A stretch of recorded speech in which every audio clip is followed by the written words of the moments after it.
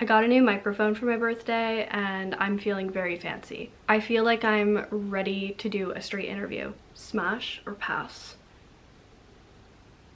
It's Natalie. Welcome back to my channel.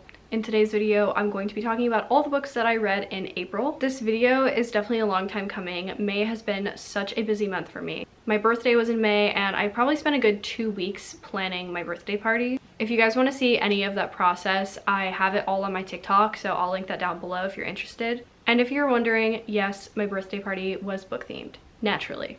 I'm not sure how I feel about the microphone yet. I was very much inspired by Noelle Gallagher's channel and she always uses a tiny little mic, so she did inspire me a little bit, a lot of it. I'll link her channel down below. But in any case, let me know if you guys like the mic, if you think it makes the audio better, if you think it makes the audio worse, if I should clip it to my shirt or my hair perhaps. Let me know. But anyways, I read 11 books in April, so let's get into it. So the first book I read is The Flat Share by Beth O'Leary. This is an adult contemporary / romance book, and it follows our two main characters, Tiffy and Leon. Tiffy's getting out of a rocky relationship, and she's looking for somewhere else to live besides with her ex-boyfriend, but she's really low on funds, so when she finds a listing advertising a flat share, she finds the offer too good to be true. So basically, Leon, who is the owner of the listing, and our other main character, works late shifts, so he's only at his flat during certain hours of the day. So Tiffy will be occupying the flat in the same bed, the same kitchen, the same bathroom, the same living room, just while Leon's not there. It doesn't sound like the ideal situation, but it's all Tiffy can get, so she takes it. However, as time passes on, Tiffy and Leon still have not met, and they communicate primarily through leaving sticky notes throughout the flat for each other. But then sticky notes might not be the only thing they leave behind, but memories and a blossoming romance too. So I really loved this book. I ended up giving it 5 out of 5 stars. I think this was so good. I absolutely love Tiffy and Leon. Tiffy is extremely eccentric and just a very weird person, whereas Leon is a little bit more reserved, a little bit more logical. But overall, I just thought this was a really wholesome read, and Tiffy and Leon were just adorable. There's also a subplot about how Leon's brother is wrongfully incarcerated, and I really liked that this book touched on that because I think it makes way for important conversations about wrongful incarceration. And all the while, Tiffy is also healing from a very emotionally abusive relationship. And as someone who's been there, I totally relate to that, and it definitely changes your perspective on new relationships. Overall, like I said, I love this. This was a straight 5 out of 5. I'm so mad at myself for not reading this sooner, and this definitely got me out of a book hangover. So next up, I read I'll Be the One by Lila Lee. This is a YA contemporary / romance, and it follows our main character, Sky Shin. Sky is really good at singing and dancing, and she has dreams of becoming a K-pop star. So she joins a competition called You're My Shining Star, where she competes to become a K-pop star. However, a lot of people, including the judges and Sky's own mother, everyone believes that she is too fat to become a K-pop star, but she's determined to prove them wrong. I listened to this book on audio and I absolutely loved it. I think this book was just so fun and so body positive and just a really wholesome read overall.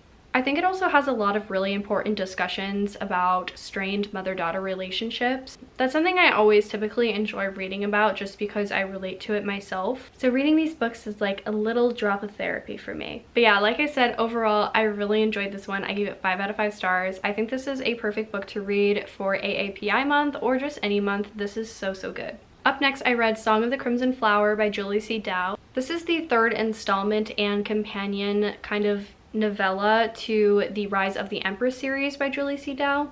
This is hands down one of my favorite series of all time.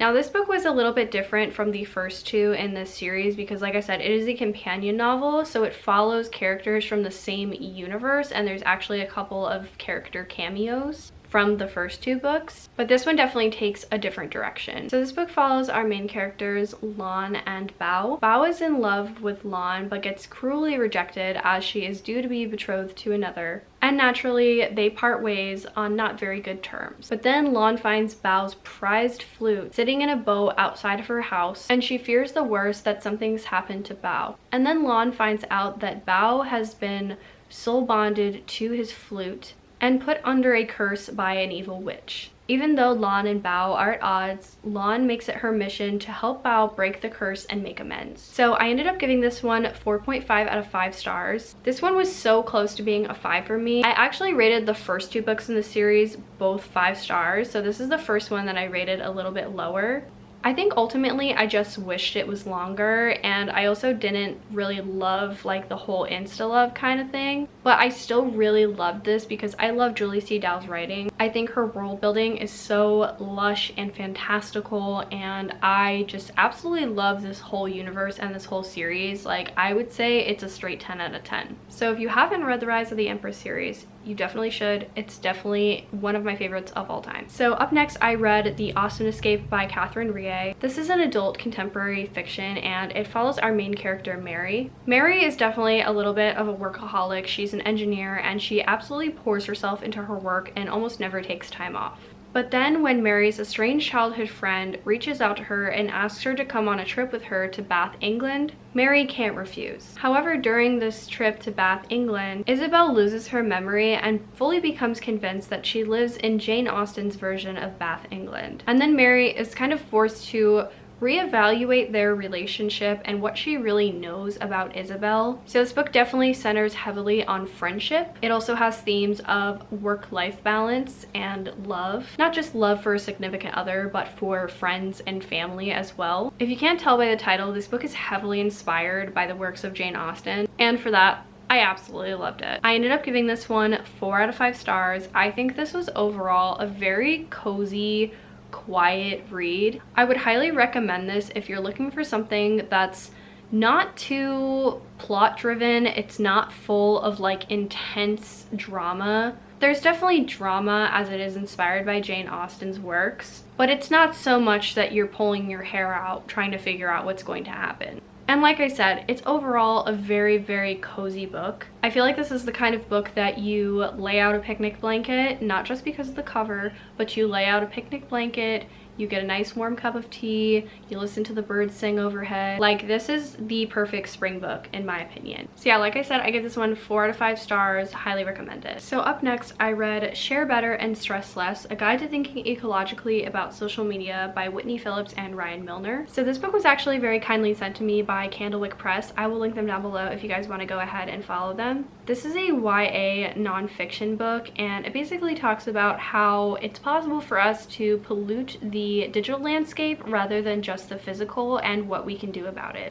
I was really excited to read this book because this is a topic that I don't hear people often discuss, or I've never even heard this introduced as a concept before. So this sounded really interesting to me, and I also really love nonfiction. So I really wanted to love this. I ended up giving this one 2.5 out of 5 stars. There's a couple things that I just didn't really like about this book. First off, I didn't really love how this book had undercurrents of politics. And I know that being on social media, you are exposed to a lot of politics. Politics are just something that generally I don't really care to read about. I think another thing I didn't like about this book is that there were several times where they were like, stop, why don't you think XYZ? And I really don't like nonfiction books that kind of tell you what to think. I really like nonfiction books that give each and every reader a unique opportunity to take away what they would like to take away from the book, if that makes sense. As a reader, I just personally prefer drawing my own conclusions and analyzing what I just read in my own way, in a way that makes sense to me. I just don't particularly love being told how to feel about what I just read, or to think about the thing that they said in a certain way. So my microphone died, so we're gonna do the old-fashioned way where I just speak to the camera. But anyways, I understand how it may have felt critical for the authors to tell the reader things that they should be thinking about because this is a teen audience that this book is targeting. But to me, the argument doesn't really hold weight because I actually found that the authors were talking to the reader as though they were children. I also just feel like this was a little bit out of touch with the audience. There was many times where they were like, oh, I remember when I was a rascally teenager, back in my day, we didn't have iPhones. Which isn't terrible to say because that's true, but I just don't think it's the kind of thing that will resonate with a teen audience. I really wanted to love this because I really do like the concept that this book is introducing, but I felt like there was probably a better way to convey the message, perhaps if it were targeted at adults, if it were a TED Talk, if there was no politics involved. I just feel like this concept would have thrived better doing something like that. But yeah, like I said, overall I gave it 2.5 out of 5 stars. I don't think this was like the worst thing I've ever read, but I just feel like I didn't take away anything from it ultimately. So up next I read The Wrong Family by Taryn Fisher. This is an adult thriller and it follows our main character Juno, who is nearing the end of her life after a terminal illness diagnosis. So she's looking for a family perhaps to stay with until the end of her days, and she ends up coming upon the Crouch family. The Crouch family is seemingly perfect and live in a beautiful, rich neighborhood. But then one night Juno overhears something that she probably shouldn't have heard between Winnie and Nigel Crouch. And as a former therapist, she wrestles with herself whether she should bring this information to light or not. But Juno also has secrets of her own. I unfortunately think this is going to be my last Taryn Fisher book. I read The Wives by Taryn Fisher a couple years ago and I thought it was okay, so I thought that I would try out another one of her books. I ended up giving this one 2 out of 5 stars. I probably should have DNF'd this. There was like just this voice in my head while I was reading this that was like, put this down. This is boring, you're not interested, this doesn't seem like it's going anywhere. But my determination to not DNF books was stronger than the actual need to DNF the book.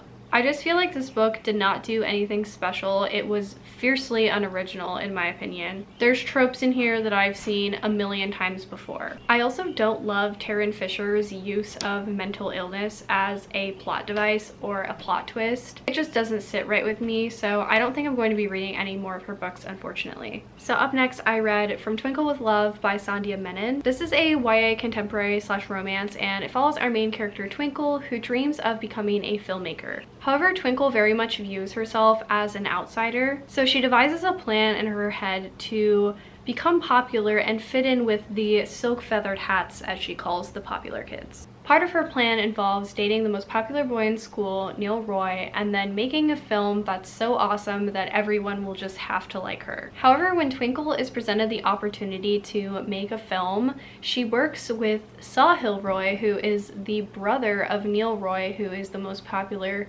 boy in school. So as Twinkle starts to fall for Sahil instead of Neil, she begins to question her plan to popularity.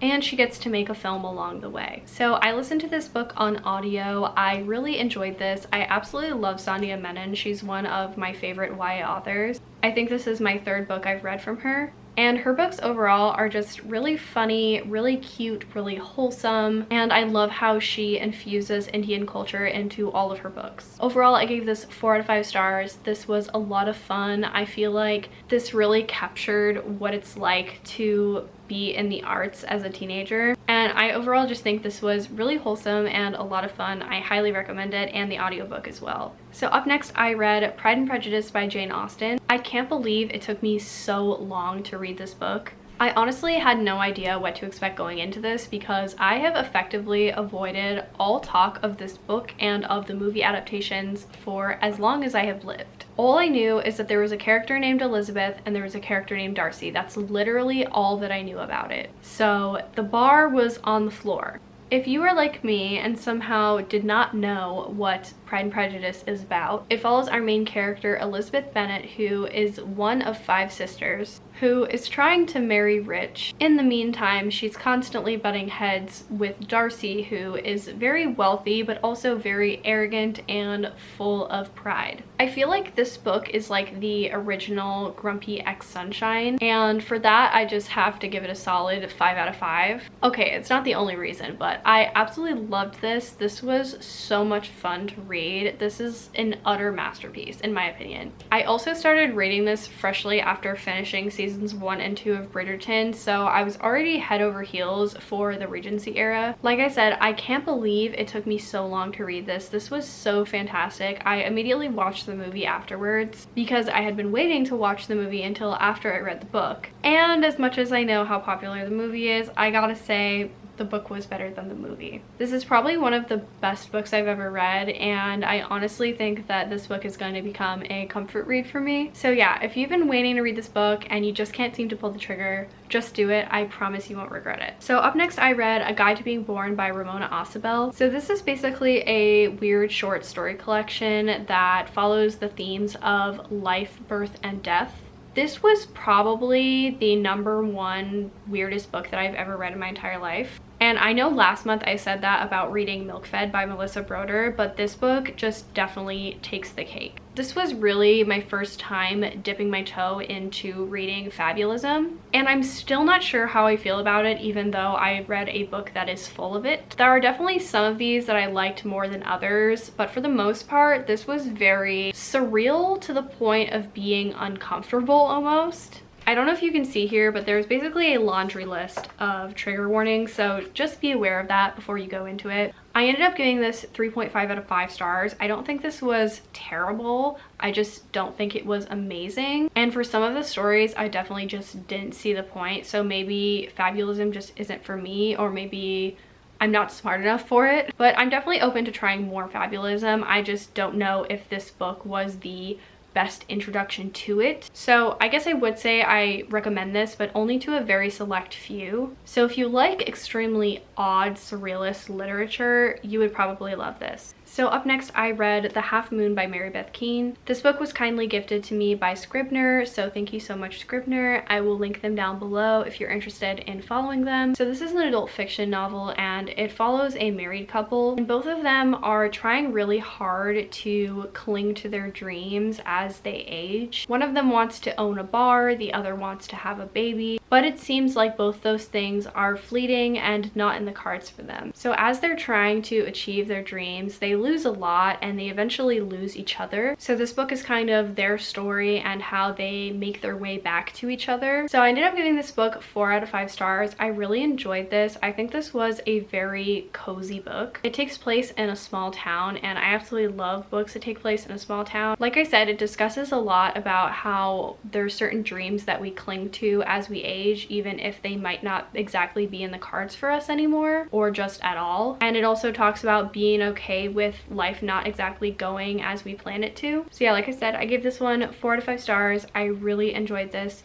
So thank you so much to Scribner for sending this copy to me. The last book that I read in April is Late to the Party by Kelly Quinlan. This is a YA contemporary, kind of a romance as well. And this book follows our main character, Cody. She's a very quiet, artistic type, and she's had her 2 same best friends forever. And then one night, Cody's best friends ask her if she wants to go with them to crash a party. Cody is highly skeptical of this idea, and she doesn't really feel the need to change or do something different. However, Cody ends up having to pick up her friends from the party, and on her way there, she stumbles into a kid named Ricky, and she catches him kissing another boy in the dark. As Cody is queer herself, she immediately finds solace in Ricky, and they become very fast friends. And then all summer long, Cody goes on adventures with Ricky and does all kinds of new things that she's never done before, like sneaking out, drinking, going to parties, things like that. But she doesn't tell her best friends any of it. So I listened to this book on audio, and I